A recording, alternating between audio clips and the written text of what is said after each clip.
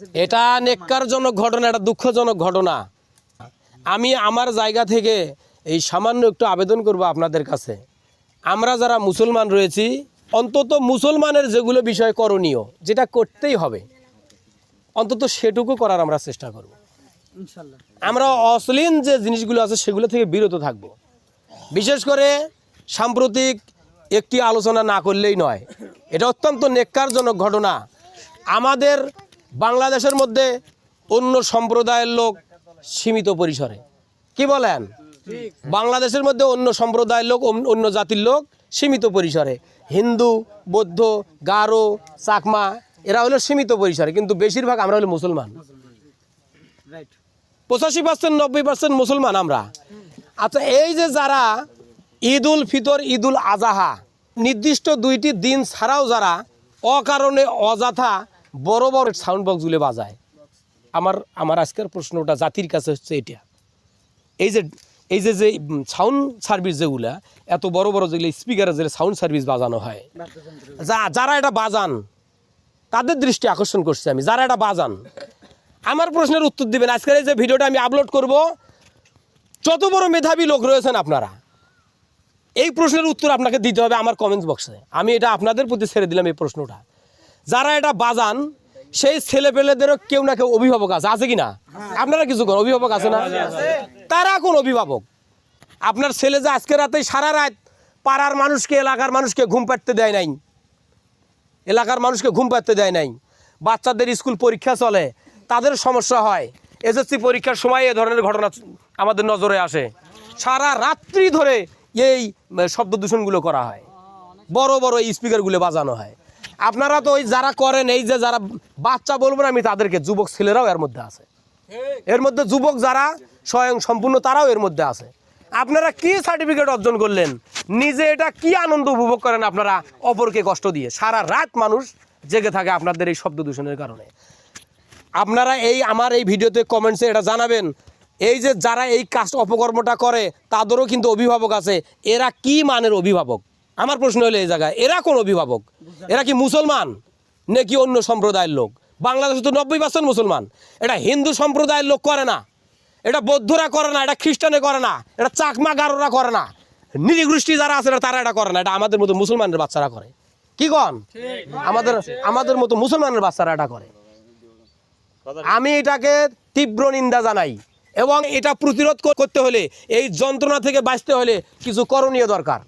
আপনাকেই নিজ নিজ দায়িত্বে এটা প্রতিরোধ করতে হবে, পাড়ায় পাড়ায় করতে হবে, মহল্লায় মহল্লায় করতে হবে, মসজিদের মধ্যে করতে হবে। আপনাদের সচেতন হতে হবে। এটা কি?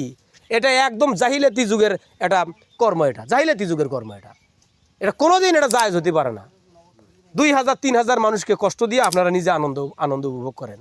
আর যারা স্টুডেন্ট যারা রয়েছে, ভার্সিটি পড়ুয়া, কলেজ পড়ুয়া এবং হাই স্কুলের প্রাইমারির যারা স্টুডেন্ট রয়েছেন, তাদের দৃষ্টি আকর্ষণ করছি আমি, এটাকে প্রতিরোধ করার একটা খুব সুন্দর একটা সোজা একটা প্রক্রিয়া আছে।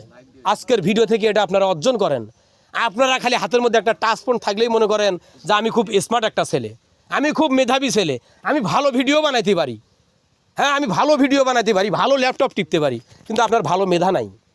আপনার ভালো মেধা নাই। ভালো মেধা সেটাই যেটা ভালো কাজে ব্যবহার করা হয়। কি বলেন? আপনারা একটা টাচ ফোন হাতে নেন আর মনে করেন যে আমি স্মার্ট, আমি খুব উচ্চ শিক্ষিত, আমি সুশিক্ষিত। অসম্ভব। সরকার আপনাদেরকে ডিজিটাল আইন দিয়েছে। ডিজিটাল আইন বোঝেন? আপনি যদি মনে করেন আমার কালকে পরীক্ষা, স্কুলের পরীক্ষা, আমার পড়াশোনার ব্যাঘাত ঘটতেছে এই শব্দ দূষণের কারণে, আপনি হাত গুটিয়ে চুরি পরে বাসার মধ্যে বসে থাকেন না? আপনার করণীয় নেই। আপনি কি জানেন? আপনি ডিজিটাল যুগে স্মার্টফোন ব্যবহার করেন, আপনি আর এক জায়গায় যায় স্মার্টের পয়সা, আপনি কি জানেনটা কি? সরকারের কিছু সার্ভিস রয়েছে আমাদের জনগণের জন্য, সেগুলো নিয়োজিত। আপনি একটা সার্ভিসে কল করুন, সময় লাগবে 10 মিনিট, তাদেরকে পানিশমেন্ট করে দিয়ে চলে যাবে তারা। আপনি এটা জানেন? আপনি খালি মোবাইল চালাতে জানেন, মোবাইল টিপতে জানেন। আপনি 3 লাইনে কল করুন। আপনার কাছে এটা শব্দ দূষণ মনে হচ্ছে, আপনি ঘুমাইতে পারতেছেন না, আপনি 3 লাইনে ফোন দিন, সাথে আসবে তারা। এইদিকে একটা বিকট শব্দ একটা আওয়াজ হচ্ছিল, আজ থেকে 1 মাস আগের ঘটনা এটা। আমি রাত 12টার সময় লক্ষ্মীপুর থেকে এসে বাড়িতে এসে ঘুমাইতে পারি না, মাটি পর্যন্ত কাঁপে। আমি 3 লাইনে ফোন দিয়েছি, তারা বলছে ভাই সময় 15 মিনিট। 15 মিনিটের মধ্যে, এটা আমার জীবনের অভিজ্ঞতা থেকে আমি বলতেছি, এটা 1 মাসের আগের ঘটনা। আমার সেই অর্ধাঙ্গিনী আমার সাথেই শুয়েছিলেন, বলছিলেন না এটা করিও না। আমি বললাম এটা কোনো ঝামেলা হবে না, এটা সরকারি সার্ভিস দিয়েছে জনগণের জন্য, আমি কেন করবো না এটা, আমি দেশের একজন সচেতন নাগরিক হিসেবে এটা আমি করব। তোমরা কেমন স্টুডেন্ট, তোমরা মানুষকে নালিশ করো, ভাই অমুক পাড়ার মধ্যে একটা বাদ্যযন্ত্র বাচ্চা আমরা সারা রাত ঘুমাইতে পারিনি, নালিশ করো কেন? সরকার তোমাদেরকে সার্ভিস দিয়েছে, তোমরা আরেকজনের কাছে কেন নালিশ করো? তোমরা 3 লাইনে কল দিবে, 15 মিনিটের মধ্যে তারা আসবে। এই ধরনের কোনো অশ্লীল কর্মকাণ্ড চোখে পড়লেই কারো কাছে যাওয়ার দরকার নাই। আপনি যদি সৎ হন, আপনি যদি ভালো হন, আপনি ফোন দিবেন, আপনার ফোনেই যথেষ্ট। আপনি এখন যে মানের লোকই হন না কেন, শিক্ষিত অশিক্ষিত, কৃষক দিনমজুর যাই হন না কেন, আপনার ফোনেই পুলিশ আসবে। এটা বাস্তব সত্য, পুলিশ আপনার দ্বারে আসবে আপনার ওই সমস্যার সমাধান করার জন্য। আপনারা যারা ভিডিওটা দেখলেন, আমার এই আলোচনার মধ্যে যদি আপনাদের কোনো মতামত থেকে থাকে, আপনারা আমার কমেন্টস বক্সে জানাবেন, আমি উত্তর দেওয়ার চেষ্টা করব। শুধু মুসলমান নাম নিয়ে বেঁচে থাকলে হবে না, মুসলমানের কিছু নৈতিক দায়িত্ব রয়েছে, কিছু ইমানি দায়িত্ব রয়েছে, সেগুলো পালন করতে হবে। আমাদের ইমানি শক্তি কমে গেছে, যার কারণে এটা আমরাই আমাদের বাচ্চাদেরকে প্রশ্রয় দিয়ে এই ইহুদিদের মধ্যে কৃষ্টি কালচারে তাদেরকে আমরা পদার্পণ করিতেছি। আমরাই দায়ী তার জন্য। ঠিক আছে, আবারও দেখা হবে নতুন একটা ভিডিওর মধ্য দিয়ে। আজকে এ পর্যন্তই, সকলের সুস্বাস্থ্য কামনা করে ভিডিওটি এখানেই শেষ করছি।